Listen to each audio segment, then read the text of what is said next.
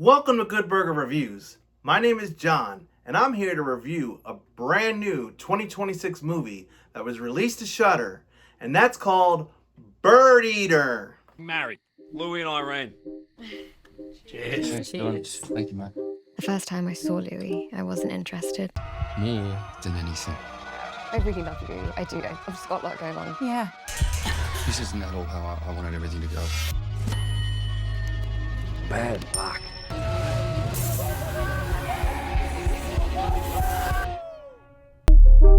This movie was released in February of 2026 to Shudder.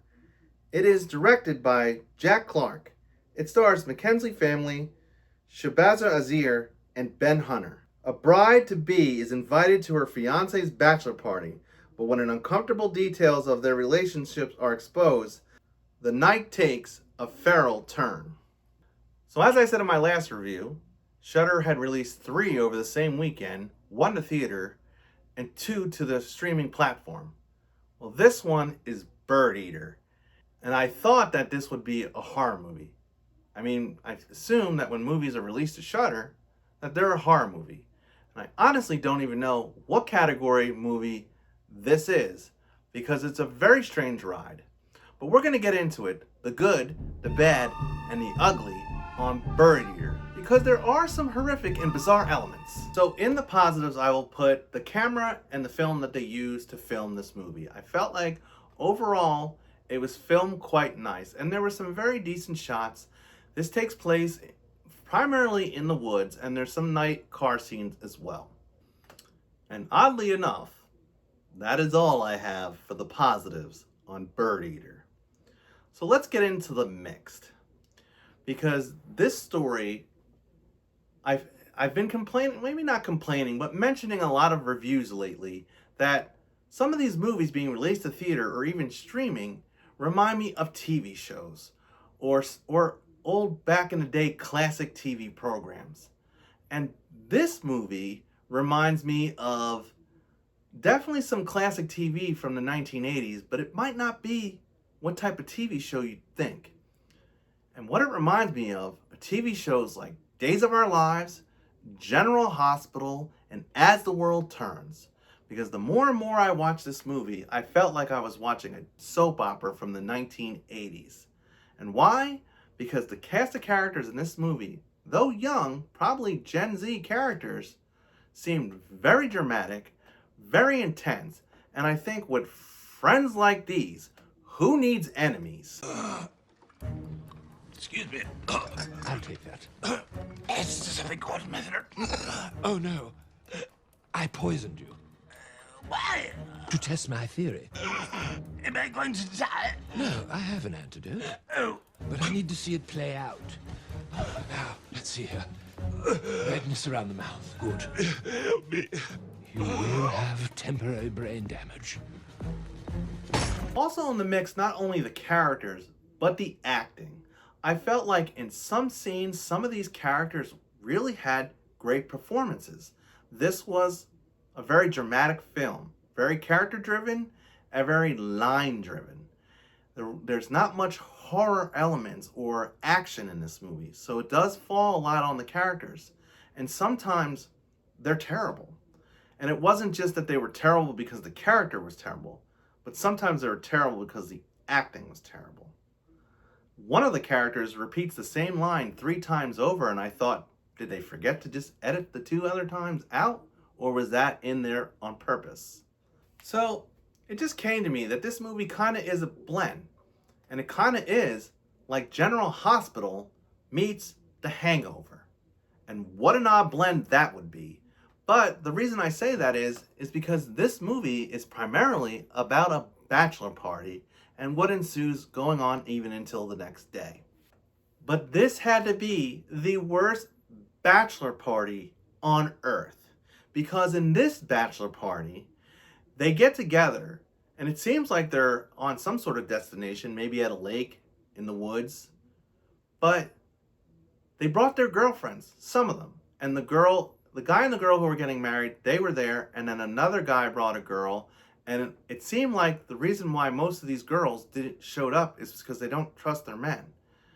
And honestly, I didn't blame them because these guys and these characters, they were terrible. The way they treated each other, and sometimes it seemed like they were getting somewhere with some of the conversations they were having. Like they were really trying to confront each other with the brutal honesties of their relationships. And that's when the movie was a little good.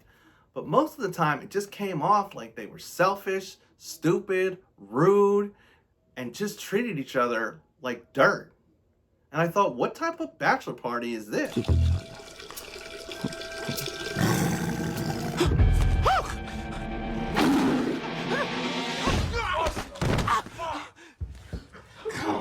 Control yourself, man. God damn, will you put on some pants? Phil, do not go in the bathroom. Al, just calm down. It's me. Phil, there is a tiger in the bathroom. What's going on? There's a jungle cat in the bathroom. Okay. I'll check it out. Go in. Be careful. Don't. See. Like the one character, Dylan, he was constantly getting roasted by most of the other partygoers, and it just seemed like they hated him, and they literally called him out, and it's like, why did you even come? And I thought, man, what type of friends are you guys? Just help me. Whoa, come here. Stu's flipped out. He's gone mad. We all go a little mad sometimes. No, Billy!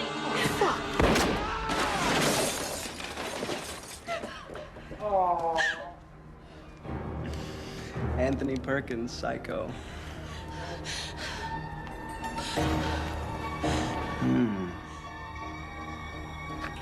Corn syrup. Same stuff they use for pig's blood in Carrie.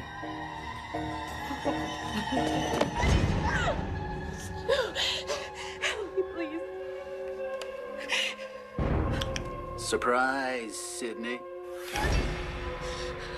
Let me just kind of roll into the negatives as I continue on some of this rant about this movie. Because I felt like there was trying to be a little bit of a horrific element or terrifying element here. Like in one scene, it seemed like in the blurry background, there was like a clown in a field. I thought, ooh, scary clown. Never saw that clown again. Don't know if it was a clown or what it was because it was blurry. Never saw whatever that was. That never pays off into anything. The real scares start happening when I guess they're having this campfire and they're kind of bickering and they're all confronting each other on their relationships. And it turns out that the guy getting married to the girl is, and I can't remember their names because they just, the only one I remember is Dylan. And there was only two girls.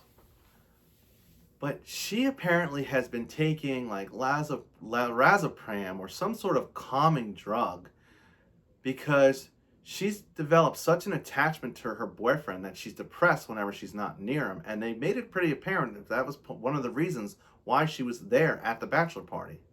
Lord, I'm having a heart attack.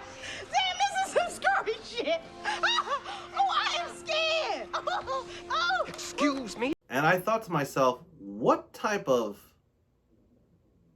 relationship and marriage are these two even going to have when they're that codependent on each other?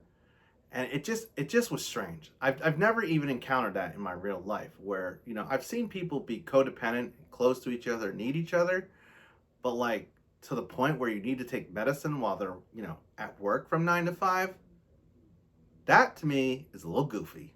At no point in your rambling, incoherent response were you even close to anything that could be considered a rational thought. Everyone in this room is now dumber for having listened to it. I award you no points, and may God have mercy on your soul. So this is another movie that, okay, I guess in negatives will be the writing. I mean, the conversations and the storyline here just, it was really hard to follow. It's more confusing than daytime television. It was bad. I mean, these characters were not interesting. I was not connected to them. I hated the majority of them. I was starting to I almost turned it off, but I figure, you know, I want to get to the end of it. It seemed like a fairly short movie because, you know, I want to do a review, and it's a brand new Shudder release. So let's get into a few spoilers before I give the rating. I think everybody knows where we're going with this one. But the only thing I can say in the spoilers is is the ending, because I've kind of told the basic storyline and it does get confusing, but it seems like at the way end, the entity or whatever that mysterious thing in the field was never shows up, but this one of the girls is like naked, and like there's this just bizarre scene where like they're staring at her, and then it was flashing back and forth to like scenes of normal conversations to them standing staring at this naked chick who's got the light shining bright on her. I thought, what is the point of this scene? And you know, I never really understood what was going on. I mean, I knew they were trying to go somewhere about where all their relationships were going, what the dynamic was between the two main characters and Dylan and most of the other characters, because he always seemed to be, he smoked. That's the one thing I can remember about Dylan. He was always smoking. Smoking. And they razzed him for it too. And that was another thing, like, when was this? This seemed like it was trying to be back in the day, but I felt like they seemed modern day. They seemed like Gen Z. And then without notice, it's the next day and everyone's on their way home. And like, this movie was very anticlimactic because it just seems like it ends with people in cars and in their homes just having basic conversations. And it all seemed to be symbolic and metaphoric. And I'm going to tell you what, most of it went right over my head, because I'm like, where are they even going with this? What was the point? These friends don't seem like they're good friends. They say they're the best of friends. In fact, they use the word nearest and dearest. And I thought, who is near and dear in this group? But at the end of the day, I'm just going to give this one a rating, because honestly, it is not worth your time. This is a spam burger. There's no debate in my mind. I literally wanted to turn it off. Well, that's it. Don't forget to like, share, subscribe, tap that notification bell, all that jab, and stay scared of your friends who probably aren't really your friends after all, when all they do is talk smack and drag you down.